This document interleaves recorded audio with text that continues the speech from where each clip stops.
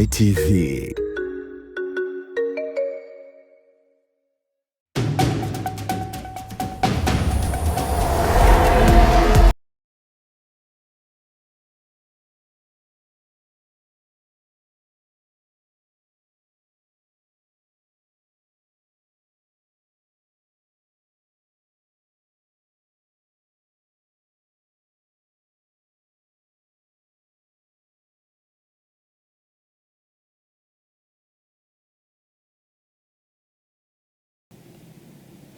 Ikikutangazia moja kwa moja kutoka makao makuu ya nchi jijini Dodoma. Karibu mtazamaji, hii ni Sky TV na nakukaribisha katika ulimwengu wa habari kwa takribani dakika 60 zijazo.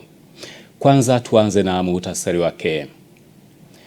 Makamu wa Rais azindua jengo la viongozi mashuhuri huku akisema serikali imejidhatiti kuimarisha sekta ya uchukuzi. Na kunako habari kimataifa, WFP yaonya janga kubwa la utapiamlo nchini Afghanistan. Katika upande wa habari za michezo, bonanza la watumishi wa mahakama, majaji na mahakimu lafana. Hujambo mtazamaji na karibu katika ulimwengu wa habari. Mimi naitwa Pius Jayunga. Makamu wa Rais wa Jamhuri ya Muungano wa Tanzania Dr. Emmanuel Nchimbi amesema serikali imejidhatiti kuhakikisha sekta ya uchukuzi inaimarika ili kuweka taifa kwenye nafasi nzuri ya ushindani wa kibiashara, kuongeza mapato ya fedha za kigeni na kukuza mchango wa sekta hiyo katika pato la taifa. Tupate undani wa taarifa hii. Makamu wa Rais amesema hayo wakati wa uzinduzi wa jengo la viongozi mashuhuri katika uwanja wa ndege wa kimataifa Julius Nyerere jijini Dar es Salaam.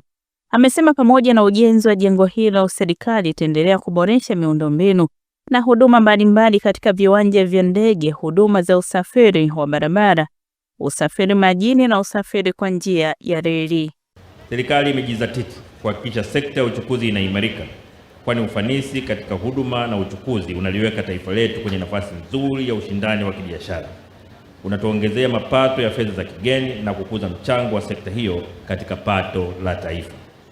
Pamoja na ujenzi wa jengo hili, serikali ya awamu ya 6 imejipanga kikamilifu kuendelea kutekeleza miradi mbalimbali ya kisekta kama ilivyoainishwa katika Dira ya Maendeleo ya Taifa ya mwaka 2050 na mpango wa miaka 5 wa maendeleo ya taifa 2026-27, 2030-31 na ilani ya uchaguzi ya Chama cha Mapinduzi ya 2025. Hivyo serikali itaendelea kuboresha miundombinu na huduma mbalimbali katika viwanja vya ndege na huduma za usafiri wa barabara, usafiri wa majini na usafiri wa njia ya reli. Pia uboreshaji wa huduma za kampuni za ndege Tanzania ATCL kwa lengo la kuboresha usafiri wa ndani, kuunganisha nchi yetu na nchi nyingine na kupunguza gharama za usafirishaji na kuimarisha uchumi wa Tanzania na biashara za kimataifa. Aidha, ili kuboresha huduma za usafiri na usafirishaji, serikali imedhamiria kuunganisha huduma za sekta ya uchukuzi, multimodal transportation. Katika kutekeleza hilo, serikali inaendelea na uunganishaji wa huduma za viwanja vya ndege, usafiri wa barabara, maji na reli. Mathalan, mradi wa kimkakati unaoendelea wa ujenzi wa barabara ya mwendokasi BRT kati ya eneo la Posta na Gongo la Mboto kilomita 23.6 utaunganishwa na kiwanja cha ndege cha kimataifa cha Julius Nyerere ili kurahisisha huduma za usafiri katika jiji la Dar es Salaam. Hali kadhalika, hatua za utekelezaji zinaendelea ili kuhakikisha huduma za reli zinaunganishwa na viwanja vya ndege vya kimataifa, hususan kiwanja cha ndege cha kimataifa cha Julius Nyerere, kiwanja cha ndege cha kimataifa cha Msalato na kiwanja cha ndege cha kimataifa cha Kilimanjaro. Kwa upande wake, Waziri wa Uchukuzi Profesa Makame Mbarawa amesema wizara itaendelea kuhakikisha miradi ya viwanja vya ndege nchini inaendelea kutekelezwa ili kuongeza huduma ya usafiri wa anga na hivyo kufungua na kuchochea shughuli mbalimbali za kiuchumi. Wizara inaendelea kuhakikisha miradi ya viwanja vya ndege nchini inaendelea kutekelezwa ili kuongeza huduma ya usafiri wa anga na hivyo kufungua na kuchochea shughuli mbalimbali za kiuchumi hapa nchini. Mheshimiwa Makamu wa Rais, kwa sasa serikali inaendelea na utekelezaji wa ujenzi wa kiwanja kipya cha kimataifa cha Msalato ambacho nilikitembelea siku 2 zilizopita na kazi inaendelea vizuri. Pia tunaendelea na ukarabati na uboreshaji wa viwanja vya ndege vya Julius Nyerere, Kilimanjaro, Shinyanga, Sumbawanga, Tabora, Kigoma, Leki Manyara, Tanga, Iringa na Musoma. Mradi huu ulianza kutekelezwa kwa miezi mitatu kuanzia Agosti to Oktoba 2025 na umetekelezwa kwa mkandarasi CRJE East Africa Limited chini ya usimamizi wa mhandisi mshauri Interconsult Limited ya Tanzania na timu ya wataalamu wa ndani wa mamlaka ya viwanja vya ndege kwa maana TAA. Mheshimiwa Makamu wa Rais, mradi huu ulizalisha ajira rasmi na zisizo rasmi kwa wazawa takriban 1100 na pia kutoa kandarasi za ununuzi na usambazaji wa vifaa vya ujenzi vinavyopatikana nchini, mathalan nondo, mabati, tofali, kokoto, saluji na vinginevyo. Hii imepelekea kuongeza mzunguko wa fedha kwa wananchi wa mkoa wa Dar es Salaam na taifa kwa ujumla.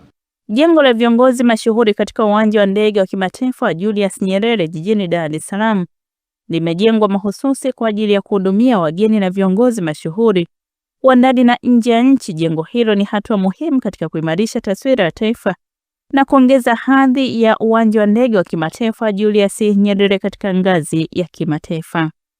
Mindi Josefu, Sky TV. Na mtutazame taarifa nyingine ambapo watu wawili wamenusurika kifo kutokana na ajali ya moto iliyotokea katika jengo la NSSF lililopo katika mtaa wa Azikiwe na Samora Posta mkoani Dar es Salaam. Ifuatayo ni taarifa kamili.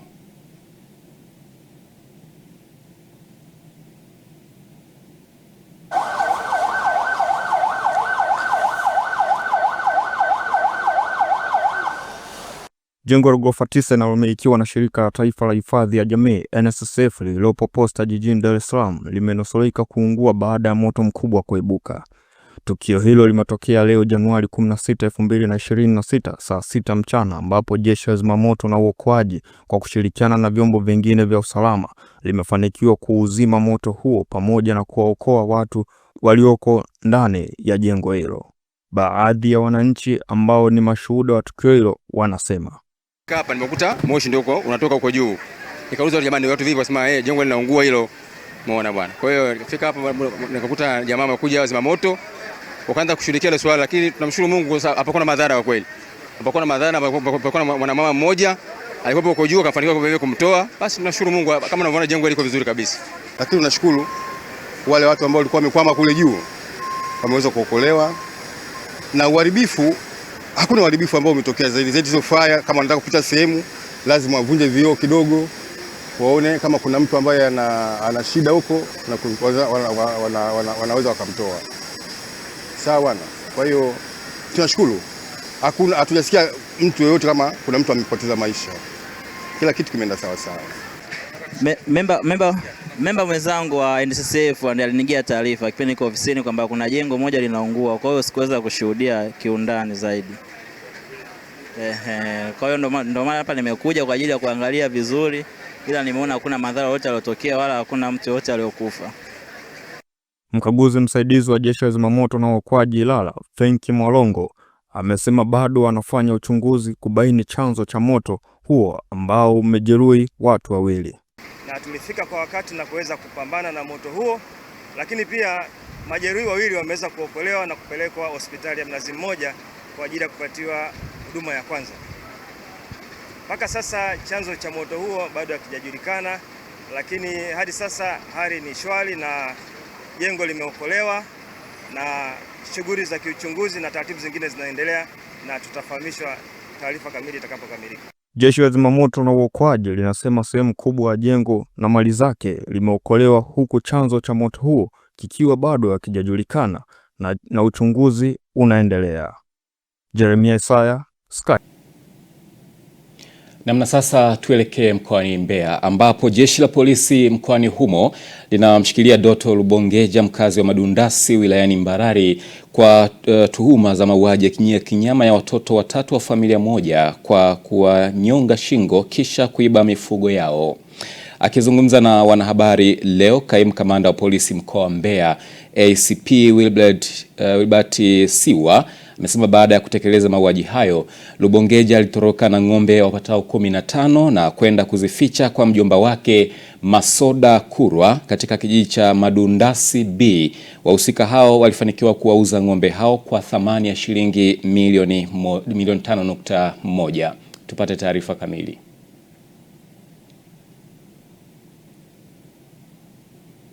Jeshi la polisi mkoa wa Mbeya linamshikilia Doto Lubongeja, mkazi wa Madundasi wilaya ya Mbarali mkoa wa Mbeya kwa tuhuma za mauaji ya watoto watatu wa familia moja kwa kuwanyonga shingo.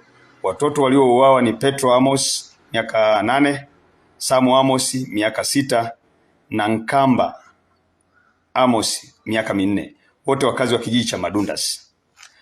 Tukio hilo lilitokea Januari 15, 2026 katika kijiji cha Madundasi ambapo mtuhumiwa aliwaua watoto hao baada ya kuwakuta peke yao wakichunga ng'ombe eneo la jirani na nyumbani kwao.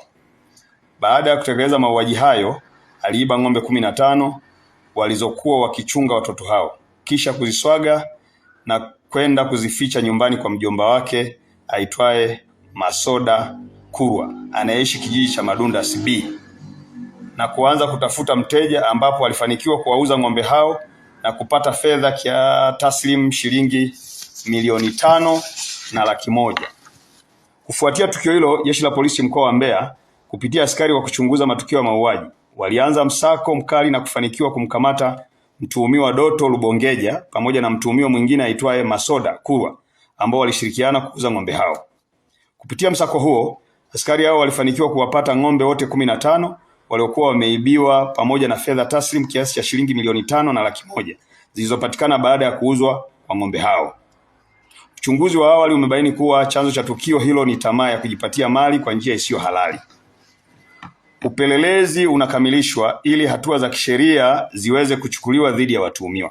Jeshi la polisi mkoa wa Mbeya linatoa wito kwa baadhi ya wanajamii kujiepusha na tamaa za kujipatia mali kwa njia isiyo halali na badala yake kutafuta shughuli halali kwa ajili ya kujipatia kipato halali na sio kufanya uhalifu na ukatili kwa watoto kama ilivyofanyika katika tukio hili. Na mtazamaji, unaendelea kutazama Ulimwengu wa Habari kutoka hapa Sky TV. Mimi naitwa Pius Jayunga. Tujikumbushe yale tulionayo kwa usiku huu. Serikali yazitaka taasisi za ununuzi kutoa zabuni chini ya bilioni 50 kwa wazabuni wazawa. Karibu tena mtazamaji, tuendelee na taarifa yetu ya habari. Taasisi za ununuzi nchini zimetakiwa kutekeleza sheria ya mpya ya mpango wa manunuzi ya umma unaolenga kununua vifaa kutoka kwa wazabuni wazawa, hatua inayolenga kuhakikisha fedha zinabaki nchini na kuwanufaisha Watanzania, huku serikali ikielekeza kuwa zabuni zote zenye thamani isiyozidi bilioni 50 zitolewe kwa wazawa. Tupate undani wa taarifa hii. Kauli hiyo imetolewa na Katibu Tawala Mipango, Fedha na Uchumi mkoa wa Mbeya Saidi Madito katika mafunzo yanayolenga kuwajengea uwezo wa zabuni juu ya sheria ya manunuzi kwa umma na mambo ya kuzingatia ili waweze kunufaika na tenda mbalimbali ambazo serikali inatangaza kupitia mfumo wa NeST, ambapo wamewataka wazabuni kushindana kwa haki na uwazi pindi wanapopata kazi. Serikali inawahimiza taasisi ununuzi kununua kwa wazabuni wazawa ili fedha hizo ziweze kubaki nchini na kuwanufaisha Watanzania wote. Na tunaipongeza sana serikali hii. Sasa hivi kwa maelekezo ya serikali, zabuni yoyote isiyozidi bilioni 50 inafanywa na wazawa. Sisi ambao tuko hapa, kwa hiyo tuna fursa kubwa sana ya kushirikiana na serikali. Wito wetu mkubwa kwenu nyie ambao mmejumuika siku ya leo, mtakapopata mafunzo haya na mkaelewa namna ya kushindana, mshindane kwa haki na kwa uwazi. Na ukipata kazi hiyo, kaifanye kazi kwa manufaa ya Watanzania. Kwa upande wake, kaimu meneja wa mamlaka ya ununuzi wa umma kanda nyanda za juu kusini, Anthony Masau, anaeleza malengo ya mafunzo hayo. Mafunzo haya ni malengo yake kwanza ni kuwapa uelewa wa zabuni, kwa sababu hawa ndio wadau wakubwa ambao wanafanya kazi na taasisi za serikali, kwa maana wanashiriki katika zabuni za umma. Mafunzo haya mahususi yalikuwa ni hayana gharama yoyote, ambapo washiriki wanakuja kushiriki bure. Watafundishwa hapa namna ya kutumia mfumo wa NeST ili kuweza kutatua changamoto ambazo wamekuwa wakikutana nazo. Nao baadhi ya washiriki wa mafunzo hayo wakaeleza namna walivyonufaika na mfumo wa NeST. Kwa kweli haya mafunzo tumeyafurahia kwa sababu kuna changamoto nyingi sana kwenye manunuzi. Kwenye manunuzi ya tenda kuna changamoto nyingi sana. Kwa hiyo haya yatatusaidia sisi angalau kujua kwa nini tunakosa tenda. Mafunzo yatanisaidia kwenye biashara yangu kama kuweza kupata hizi tenda za serikali, na nitaendelea kujifunza namna gani ya kufanya ili niweze kupata hizi tenda. Nikiripoti kutoka mkoani Mbeya, Upendo Kibetile, Sky TV. Na sasa tuangazie taarifa nyingine ambapo mkuu wa wilaya ya Ileje Mheshimiwa Farida Mgomi amewataka walimu wakuu na wakuu wa shule kuhakikisha kwamba wanayatendea kazi kwa vitendo mafunzo walioyapata katika semina ya siku 2 ya mfumo wa taarifa za shule SIS ili kuleta maboresho ya moja kwa moja katika shughuli za kitaaluma shuleni. Tupate taarifa kamili. Baadhi ya wananchi wa mtaa wa Msasani kata ya Mpanda Hotel. Mgomi ametoa kauli hiyo wakati wa kufunga semina iliwakutanisha viongozi wa shule kutoka maeneo mbalimbali wilayani Ileje, huko akisema lengo kuu la mafunzo hayo ni kuwajengea uwezo walimu wakuu na wakuu wa shule katika matumizi sahihi ya mfumo wa SIS. Mafunzo haya mlioyapata mtaenda kuyatendea haki kwa kuhakikisha kuwa taarifa na takwimu sahihi zinaingiza kwenye mfumo kwa wakati ili kurahisisha upatikanaji wa taarifa zote za elimu. Walimu wote wa shule za msingi na sekondari natakiwa kutumia mfumo kwa ajili ya kutekeleza majukumu yenu ya kila siku katika vituo vyenu vya kazi. Najua mmepitishwa katika mwongozo wa matumizi ya mfumo huu wa School Information System ili kuhakikisha kuwa taratibu zote zinafuatwa wakati wa matumizi ya mfumo huu. Nina uhakika mmesikiliza kwa umakini sana hayo mafunzo ya mfumo. Pale ambapo hamkuelewa, naamini mliweza kuuliza maswali na mkaeleweshwa ipasavyo. Kwa hiyo ni matarajio ya serikali kuwa mfumo huu utatumika kikamilifu kwa ajili ya kuingiza taarifa na takwimu sahihi zitakazowezesha kupata taarifa sahihi kwa ajili ya mipango sahihi ya maendeleo ya kitaaluma katika wilaya ya Ileje na Jamhuri ya Muungano wa Tanzania kwa ujumla wake. Upande wao, baadhi ya walimu walioshiriki mafunzo hayo walikuwa na haya ya kuzungumza. Mfumo huu utatusaidia pia kuondokana na ule mfumo wa zamani wa kutumia hard copy, yani kupeleka taarifa kwa makaratasi, ambapo mfumo huu kwa sasa hivi unapelekea kila mifumo ambayo inatumika ya kiserikali kuweza kuoana, kwa maana kuingiliana, kwamba akitaka kitu fulani katika shule ya Ibezia, basi akiingia kwenye mfumo fulani anaweza kuzipata. Ukitaka kupata taarifa za mwalimu fulani, unaingia tu mwalimu, unaingia kwenye mfumo, unachukua taarifa zake, basi unazituma mahali usiku. Tumepata faida kubwa kupitia mafunzo haya kwa sababu ni muhimu. Inarahisisha utunzaji wa taarifa na upatikanaji wa taarifa kwa vyanzo mbalimbali ambavyo vinakuwa vinazihitaji taarifa hizo, kuanzia ngazi ya chini mpaka ngazi za juu, kwa sababu inaweza ikarahisisha wahusika wa uhitaji wa taarifa hizo kuzipata kirahisi na kwa wepesi zaidi. Lakini pia imeturahisishia kutoka kwenye zile taarifa ambazo zilikuwa ni za kianalogi za kutumia makaratasi, lakini sasa hizi tunafanya kupitia mfumo. Kwa mimi binafsi naona kupitia mafunzo haya basi tumetoka kwenye mlengo wa analojia, tumeenda teknolojia, na taasisi zetu zitaendelea kufanya vizuri kwenye masuala ya taarifa, kwa sababu taarifa ni msingi wa maendeleo. Nikiripoti kutoka mkoani Songwe, mimi John Kiango, Sky TV. Baadhi ya wananchi wa mtaa wa Msasani kata ya Mpanda Hoteli halmashauri ya Mpanda mkoani Katavi wameiomba serikali kuendeleza ujenzi wa jengo la shule ya msingi Msasani ambalo limeanza ujenzi wake tangu mwaka 2023 lakini hadi sasa halijakamilika na kuanza kutumika licha ya michango ya fedha kutoka kwa wananchi. Tuungane na mwandishi wetu. Baadhi ya wananchi wa mtaa wa Msasani kata ya Mpanda Hoteli halmashauri ya Mpanda mkoani Katavi wameiomba serikali kuendeleza ujenzi wa jengo la shule ya msingi Msasani ambalo limeanza tangu mwaka 2023 lakini hadi sasa haijakamilika na kuanza kutumika licha ya michango ya fedha kutoka kwa wananchi. Wananchi hao wamesema kuwa ujenzi wa shule hiyo ulianza kwa nguvu zao wenyewe kwa lengo la kuwasaidia watoto kupata shule karibu na kuepusha msongamano katika shule inayotumika sasa ambapo darasa moja linabeba hadi wanafunzi 300. Hii shule imekaa muda mrefu kuanzia tarehe mwaka 2023 mpaka 26. Hatuoni maendeleo yote ile yanayofanyika. Kulingana wanatudanganya kwamba mwezi wa kwanza wanafunzi wataanza kusoma. Je, wameanza? Hao ndio siasa? Mimi nimesimamia ile shule lakini sikuona chochote kinachoendelea. Nilikuwa ni mjumbe wa serikali ya mtaa Msasani hapa, lakini sioni chochote. Wenzangu wameingia wajumbe lakini sijaona wakafanya chochote. Kwa maana hivi, ili tuangalie kama sanamu tu ya nyumba ila jengo hilo au vipi? Sisi tunataka Msasani tupewe maendeleo kama vijiji vingine au kama mitaa zingine. Sawa mzee? Wewe mwandishi wa habari, nasema hivyo kwa masikitiko. Vijana wote wanaenda huko juu. Wengine wanapamiwa na magari, namna kuvuka mabarabara, lakini hapa barabara kuu hamna, watu wanajiswenka watoto tu wanarudi bila wasiwasi. Sio lazima umpeleke mtoto kwa pikipiki, umuendee tena kumchukua kule, umlete kwa ajili ya usalama wake. Mimi ni hilo tu viongozi wangu.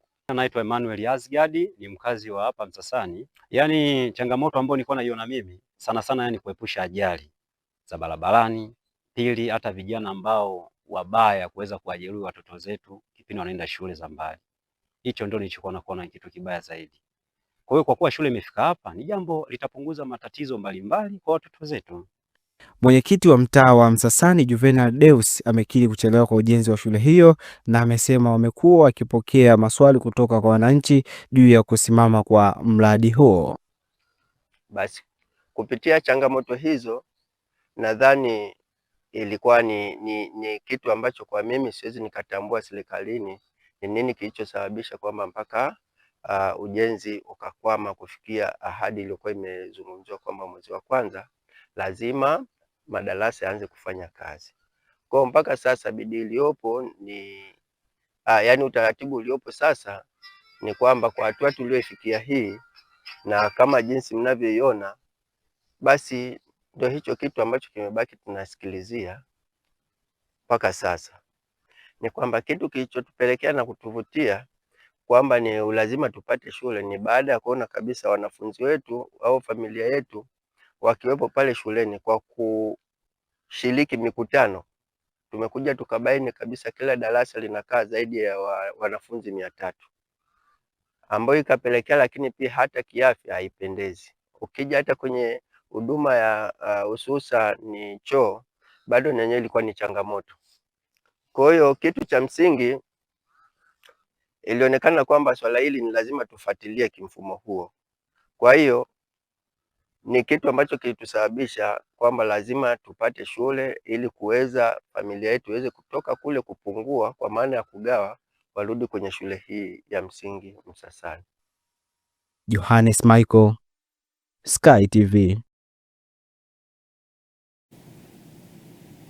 Naam, huu ni ulimwengu wa habari. Baada ya mapumziko mafupi tutarejea hapa na habari za biashara na uchumi. Usiondoke, baki nasi.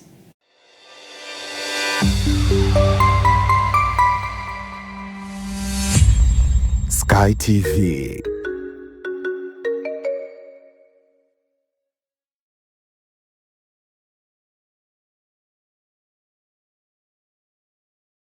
Habari, jina langu ni Sarah kutoka ZIC. Kazi yangu ni kukuongoza katika kufanya maamuzi sahihi ya kujikinga wewe na mali yako dhidi ya majanga yasiyotarajiwa kwa kupata bima kutoka ZIC. Je, unaifahamu ZIC? ZIC ni shirika la bima lililoanzishwa mwaka 1969 kutoa huduma za bima kwa wananchi, taasisi za umma na binafsi kwa lengo la kulinda uchumi wa watu binafsi na nchi yetu kwa ujumla. Lengo letu ni kuwa kampuni ya bima inayoaminika na wateja na kutambulika kote Afrika Mashariki. Dhamira yetu ni kulinda na kuwawezesha wateja wetu kwa kuwapa huduma bora na za kuaminika. Baada ya utangulizi wangu, je, ungependa kujua kuhusu huduma zetu? ZIC tunatoa huduma za bima za mali na ajali, na kati ya hizi ni bima ya magari, bima ya wizi, bima ya moto, bima ya mizigo. Je, unazijua branchi zetu? Kuhakikisha tunawafikia wateja wetu nchi nzima, tunatoa huduma zetu kupitia ofisi zetu kuu zilizopo mtaa wa Mpirani pamoja na matawi yetu yafuatayo: Amani, Makubi, Chake Chake, Dar es Salaam, Dodoma, Mwanza, Kahama, Arusha, Tanga, Mbeya na Mtwara. Unajua ni njia gani tunazotumia kuwapa wateja wetu huduma? Tunatoa huduma kupitia ofisi zetu, kupitia mawakala na madalali wa bima waliosajiliwa na Mamlaka ya Bima Tanzania, kupitia mawakala wa Bank Assurance na pia kupitia mitandao ya simu kupitia Voda Bima na Mix by Yas. Karibu ufurahie huduma zetu kwa masaa 24. Tunakujali.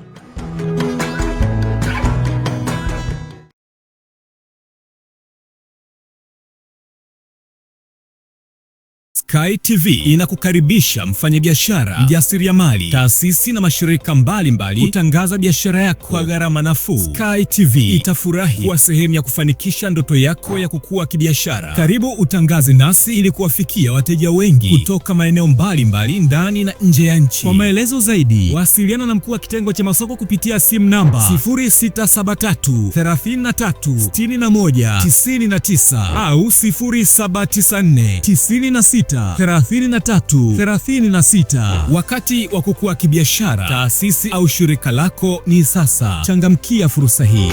Sky TV, above the limit.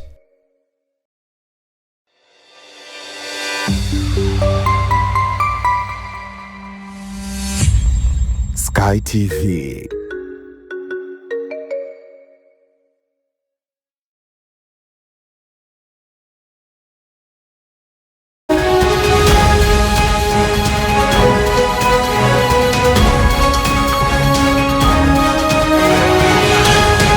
Biashara na uchumi. Karibu katika habari za biashara na uchumi. Jina langu ni Godilness Gaspar. Waziri wa Nchi Ofisi ya Rais Mipango na Uwekezaji Profesa Kitila Mkumbo amewataka Watanzania kuacha tabia ya kukodisha majina yao kwa wawekezaji wa kigeni kwa maslahi madogo, akibainisha kuwa hatua hiyo inazorotesha jitihada za serikali za kuwawezesha wazawa kumiliki na kudhibiti uchumi wa taifa. Hayo yamebainishwa leo Ijumaa Januari 16, 2026 na Waziri wa Nchi Ofisi ya Rais Mipango na Uwekezaji Profesa Kitila Mkumbo wakati wa mkutano wa wawekezaji wa kimkakati jijini Dar es Salaam. Na Profesa Mkumbo amelinganisha hali ya sasa na mwaka 2021 ambapo Tanzania haikuwepo kabisa katika orodha hiyo ya juu. Lakini la pili ni kuonyesha fursa za uwekezaji wa ndani.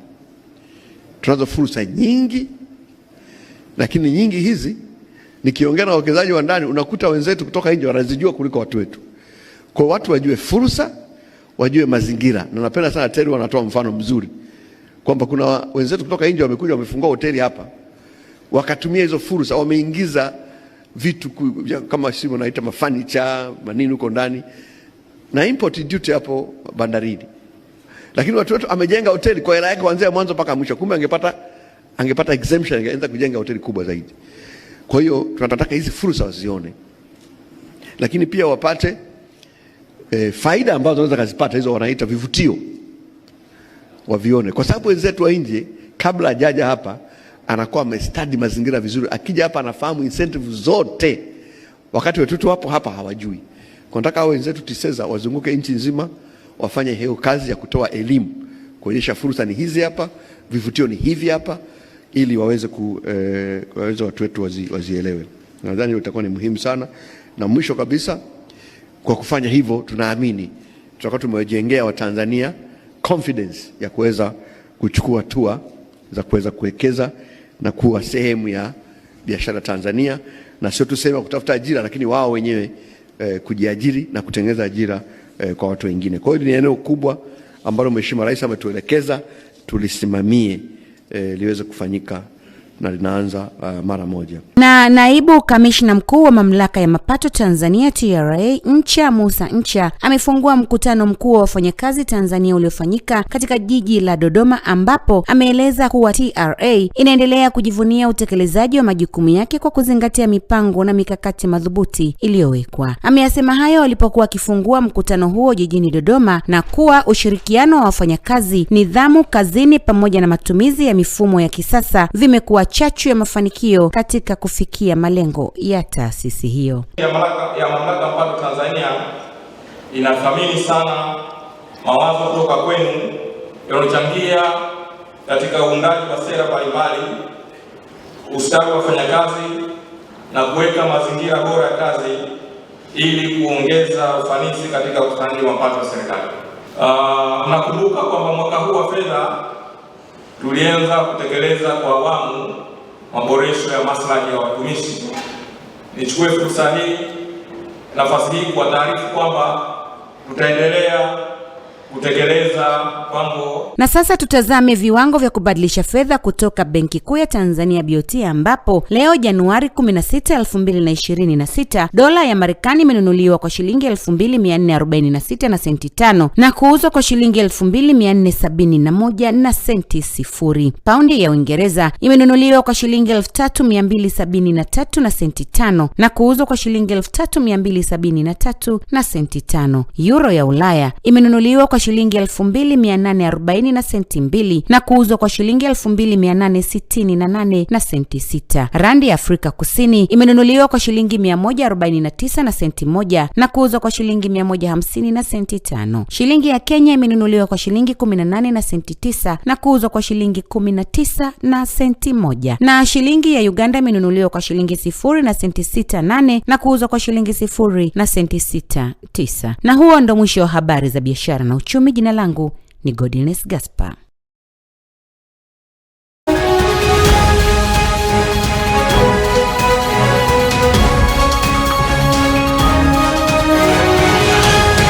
Biashara na uchumi.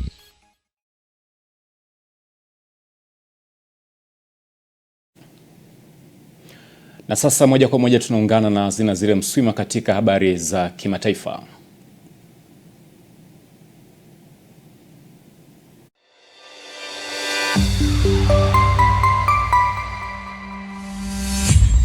Sky TV.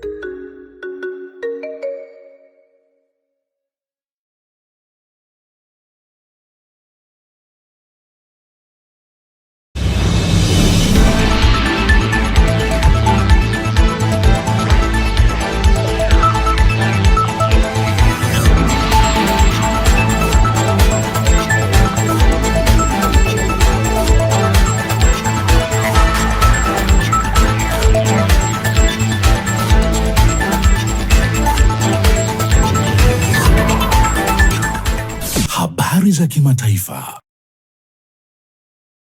Shirika la mpango wa chakula duniani WFP limesema kuwa mgogoro wa utapiamlo nchini Afghanistan unazidi kuwa mbaya na unaathiri kwa kiwango kikubwa wanawake na wasichana.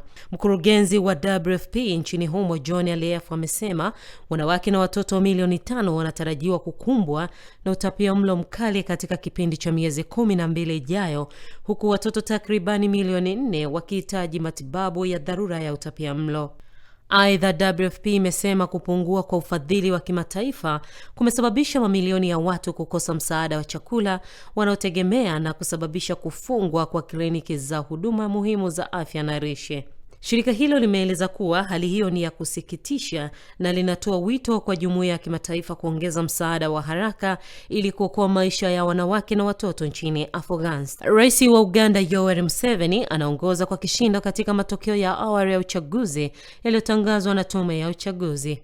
Tume hiyo imesema Museveni anaongoza kwa takribani 76% ya kura zilizohesabiwa hadi sasa, ikilinganishwa na takribani 20% alizopata mpinzani wake mkuu Bobi Wine. Chama cha Bobi Wine National Unity Platform kimesema kuwa kiongozi wao amewekwa chini ya kizuizi cha nyumbani katika mji mkuu Kampala, madai ambayo polisi wamekanusha. Bobi Wine ambaye amekuwa sauti muhimu ya upinzani amekuwa akilalamikia vitisho, kukamatwa kwa wafuasi wake na mazingira yasiyo huru ya kampeni. Mashirika ya haki za binadamu pia yameelezea wasiwasi kuhusu uhuru wa kisiasa wakati wa mchakato mzima wa uchaguzi. Hapo Museveni atathibitishwa mshindi, ataanza muhula wake wa 7 madarakani tangu achaguliwe uongozi mwaka 1986. Shirika la mpango wa chakula duniani WFP limeonya kuwa msaada wa chakula nchini Sudan unaweza kuisha kufikia mwisho wa mwezi Machi iwapo hautapatikana ufadhili mpya. Hali inayozua hofu kwa mamilioni ya watu waliokwama katika mgogoro mkubwa zaidi wa njaa duniani. WFP imeonya kuwa akiba chakula itamalizika ndani ya wiki chache na watu zaidi ya milioni 21 sasa wanakabiliwa na uhaba mkali wa chakula. UNICEF nayo imesema mamilioni ya watoto wako hatarini kutokana na ukosefu wa misaada ya kutosha. Katika ziara mjini Dongora, kamishna mkuu wa haki za binadamu UN Volker Turk amesema wakimbizi wa ndani wanakosa makazi na huduma muhimu, akitoa wito kwa juhudi za haraka kuhusu misaada kufika. Wakati huo mazungumzo ya amani bado yamekwama, huku Misri ikisisitiza umuhimu wa kusitisha mapigano na kulinda umoja wa Sudani. Mwisho wa habari za kimataifa, langu jina ni Zinazile Mswima na kutakia weekend njema.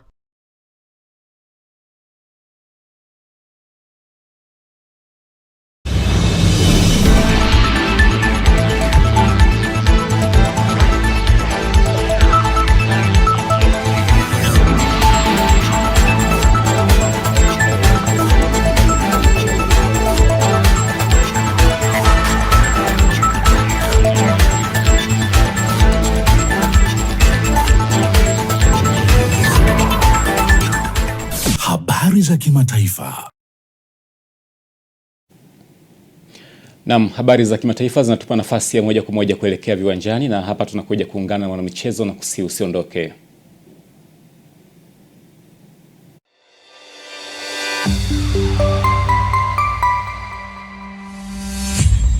Sky TV.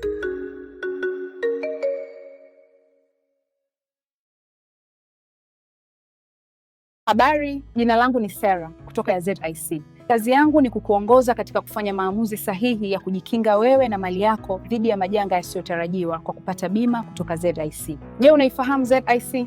ZIC ni shirika la bima lililoanzishwa mwaka 1969 kutoa huduma za bima kwa wananchi, taasisi za umma na binafsi kwa lengo la kulinda uchumi wa watu binafsi na nchi yetu kwa ujumla. Lengo letu ni kuwa kampuni ya bima inayoaminika na wateja na kutambulika kote Afrika Mashariki. Dhamira yetu ni kulinda na kuwawezesha wateja wetu kwa kuwapa huduma bora na za kuaminika. Baada ya utangulizi wangu, je, ungependa kujua kuhusu huduma zetu? ZIC tunatoa huduma za bima za mali na ajali, na kati ya hizi ni bima ya magari, bima ya wizi, bima ya moto, bima ya mizigo. Je, unazijua branchi zetu? Kuhakikisha tunawafikia wateja wetu nchi nzima, tunatoa huduma zetu kupitia ofisi zetu kuu zilizopo mtaa wa Mpirani pamoja na matawi yetu yafuatayo: Amani, Marubi, Chake Chake, Dar es Salaam, Dodoma, Mwanza, Kahama, Arusha, Tanga, Mbeya na Mtwara. Unajua ni njia gani tunazotumia kuwapa wateja wetu huduma? Tunatoa huduma kupitia ofisi zetu, kupitia mawakala na madalali wa bima waliosajiliwa na Mamlaka ya Bima Tanzania, kupitia mawakala wa Bank Assurance na pia kupitia mitandao ya simu kupitia Voda Bima na Mix by Yas. Karibu ufurahie huduma zetu kwa masaa 24. Tunakujali.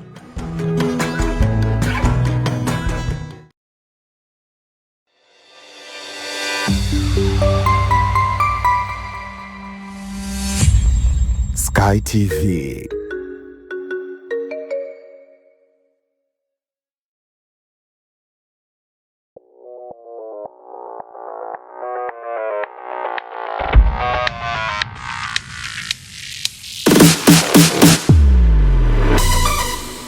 Habari za michezo na burudani.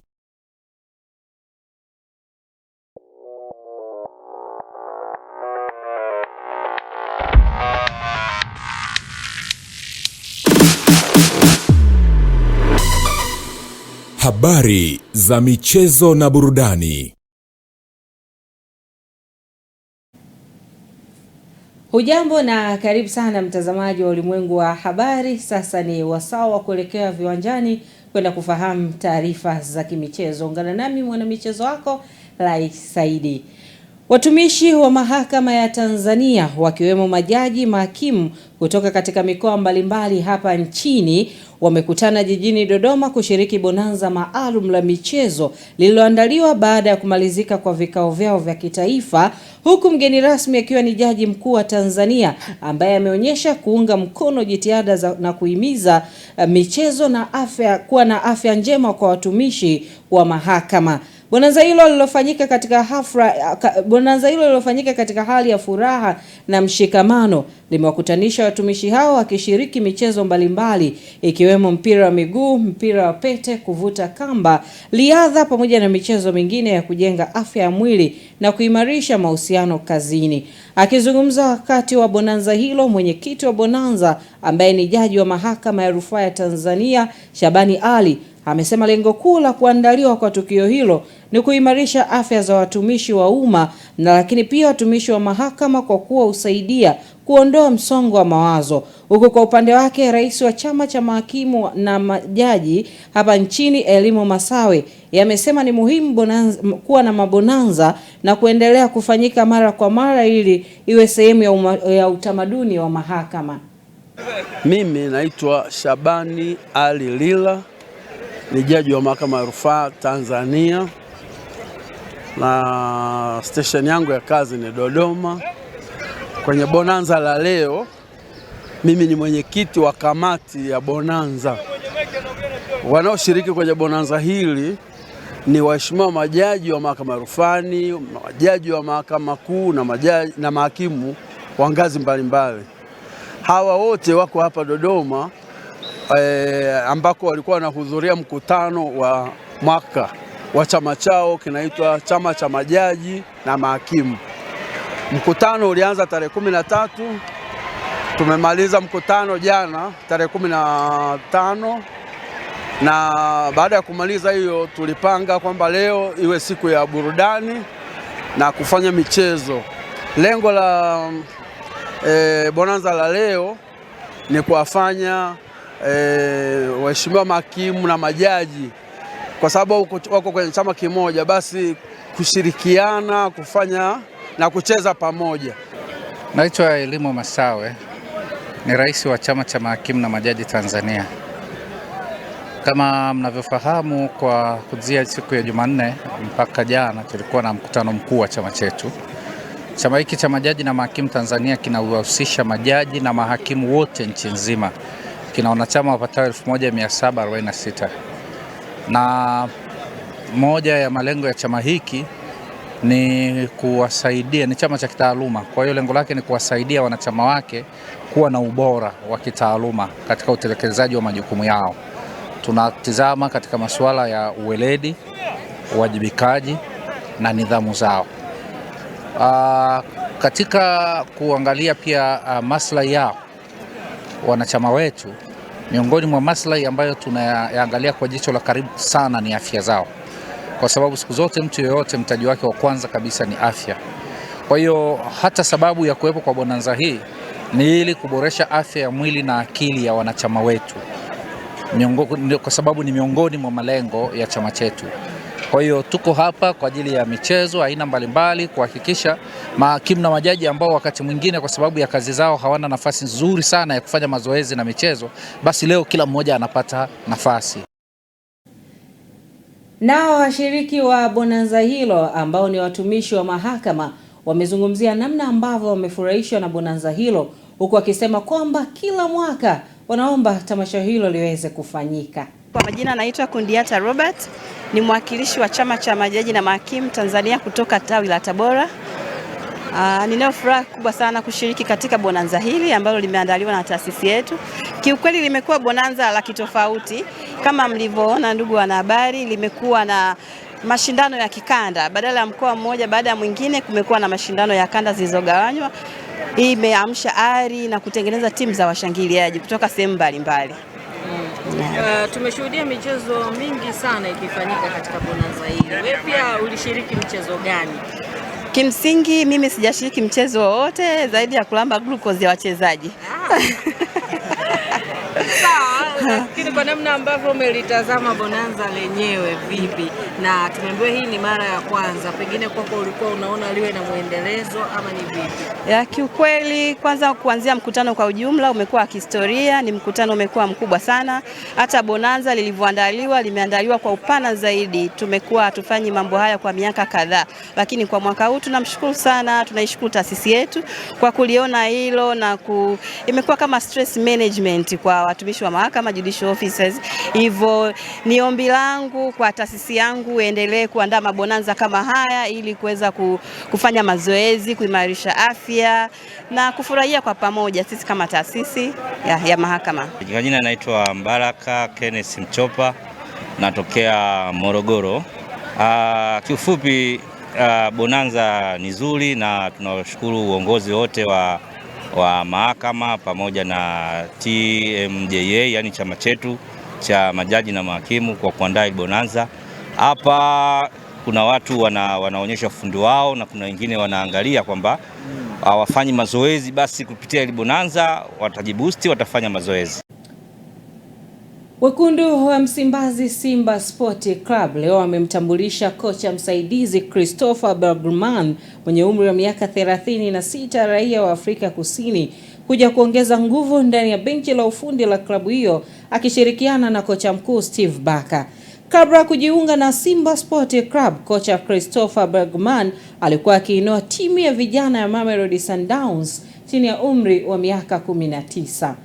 Na kwingineko ni kuhusiana na mratibu wa mchezo wa drafti hapa nchini, Mohamed Yakubu, amesema mchezo huo bado unakabiliwa na changamoto ya kukosa mwamko mkubwa kwa miongoni mwa jamii, licha ya kuwa ni miongoni mwa michezo ya siku nyingi ambayo ilichezwa na watu mbalimbali nchini kwa muda mrefu. Yakubu amesema pamoja na historia ndefu ya mchezo huo bado haujapata umaarufu unaostahili, hali ambayo inawalazimu wadau wa mchezo huo kuweka mikakati mahususi ya kukuza na kusogeza karibu zaidi na wananchi, hususan vijana. Naitwa Mohamed Yakubu, ni naibu meya mstaafu wa manispaa ya Ilala na mwenyekiti wa Tanzania Salama Foundation, na vile vile ni mratibu mkuu wa Tanzania Master Draft Competition. Mchezo huu kwa kweli, mchezo huu ni wa siku nyingi nchini, lakini hauna mwamko. Umekuwa kama ni vijiweni tu, watu wanacheza kupoteza muda bila kuutumia mchezo huu kwa faida ambayo inatakikana patikane kwenye mchezo. Lakini sasa tumeona kwamba turudishe, tujenge kwa pamoja huu mchezo utambulike ndani ya nchi na nje ya nchi kwa pamoja. Na ndio maana tuna mashindano sasa hivi, tunaandaa mashindano ya wilaya, ya mkoa na kitaifa, na baadaye tunaweza tukaenda Afrika Mashariki.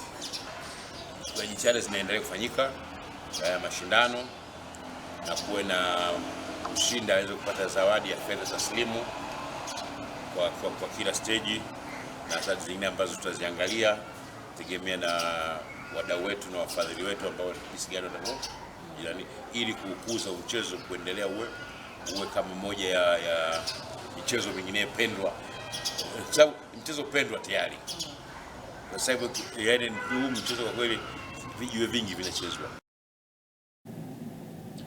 Tuelekee kimataifa ambapo mchezaji wa Nigeria Asistas Oshoala amekosoa hadharani shirikisho la soka barani Afrika CAF kwa kuipendelea kupita kiasi Morocco kama taifa mwenyeji wa michuano mikubwa, na tuzo akizitaka nchi nyingine za Afrika kuongeza jitihada.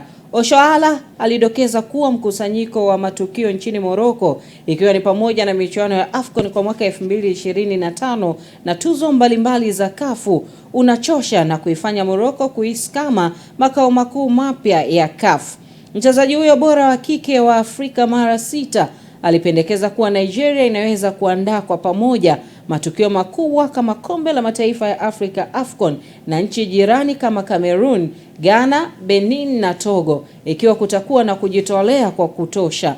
Maoni haya yalitolewa wakati wa mechi ya nusu fainali ya AFCON yenye utata kati ya timu ya wanaume ya Nigeria na Morocco, na huku kukiwa na mvutano unaoendelea kutoka fainali ya awali. Kombe la mataifa ya Afrika kwa wanawake AFCON, ambapo FA ya Morocco iliwasilisha ombi kwa CAF kuhusu usimamizi wa mechi na ustahiki wa wachezaji.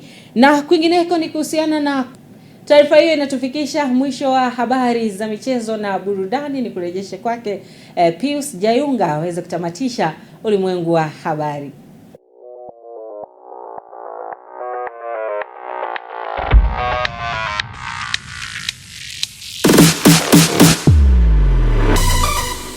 Habari za michezo na burudani.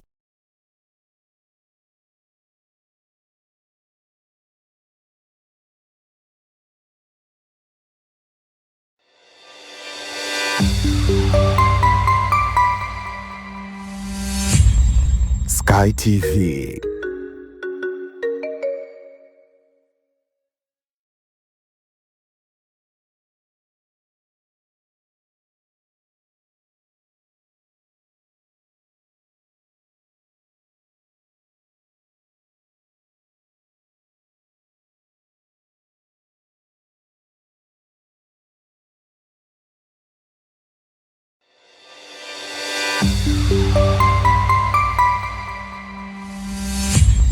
Sky TV.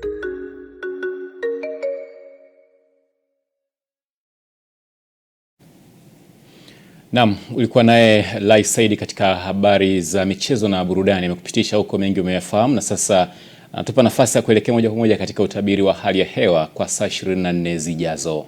Mpenzi mtazamaji, tafadhali sogea karibu na runinga yako tupate utabiri wa hali ya hewa kutoka Mamlaka ya Hali ya Hewa Tanzania. Langu jina naitwa Godfrey Kazinja. Kwa usiku wa leo ni matarajio yetu maeneo ya magharibi mwa nchi pamoja na mkoa wa Rukwa kunatarajiwa na hali ya mvua na ngurumo kwa maeneo machache, ili hali mikoa ya Singida, Dodoma, nyanda za juu kusini magharibi, kusini mwa mkoa wa Morogoro pamoja na mkoa wa Ruvuma kunatarajiwa na hali ya mvua katika maeneo machache, na sehemu nyingine za nchi zilizosalia zikitarajiwa na hali ya ukavu. Kwa ujumla, kwa siku ya kesho mifumo ya upepo inatuonyesha upepo unatarajiwa kuendelea kuwa wa wastani katika maeneo mengi ya nchi, huku viashiria vya mvua vikionekana kuanzia katika maeneo ya nyanda za juu kusini magharibi na baadaye kutawanyika katika sehemu za kaskazini pamoja na kusini mwa nchi, hali iliyopelekea kwa siku ya kesho kutarajiwa kuwa na hali ya mawingu, mvua na ngurumo za radi kwa maeneo machache pamoja na vipindi fupi vya jua kwa upande wa mikoa iliyopo magharibi mwa nchi pamoja na mkoa wa Rukwa. Kwa upande wa mkoa wa Kagera, Geita, Mwanza, Shinyanga, nyanda za juu kusini magharibi, kusini mwa mkoa wa Morogoro pamoja na mkoa wa Ruvuma, hayo maeneo yanatarajiwa na hali ya mawingu kiasi yenye mvua na ngurumo za radi kwa maeneo machache pamoja na vipindi vya jua. Mikoa ya Singida na Dodoma kunatarajiwa na hali ya mvua katika maeneo machache na vipindi vya jua, na sehemu nyingine za nchi zikitarajiwa na hali ya ukavu kwa ujumla. Na sasa tumalizie utabiri wetu kwa kuangalia matarajio ya siku 4 zijazo katika baadhi ya miji kuanzia siku ya kesho kutwa. Jiji la Dar es Salaam inatarajiwa na hali ya mvua nyepesi kwa maeneo machache. Hali kadhalika mkoa wa Dodoma unatarajiwa na hali ya mvua nyepesi kwa maeneo machache. Kwa upande wa mkoa wa Mwanza unatarajiwa na hali ya mvua na ngurumo kwa maeneo machache. Lakini mkoa wa Kilimanjaro unatarajiwa na hali ya mvua nyepesi katika maeneo machache. Mkoa wa Mbeya unatarajiwa na hali ya mvua na ngurumo katika maeneo machache. Mkoa wa Morogoro ukitarajiwa na hali ya mvua nyepesi katika maeneo machache. Arusha kutarajiwa na hali ya mawingu kiasi pamoja na mvua nyepesi katika maeneo machache. Ni kutoka Mamlaka ya Hali ya Hewa Tanzania, hatuna la ziada. Asante na nikutakie wakati mwema.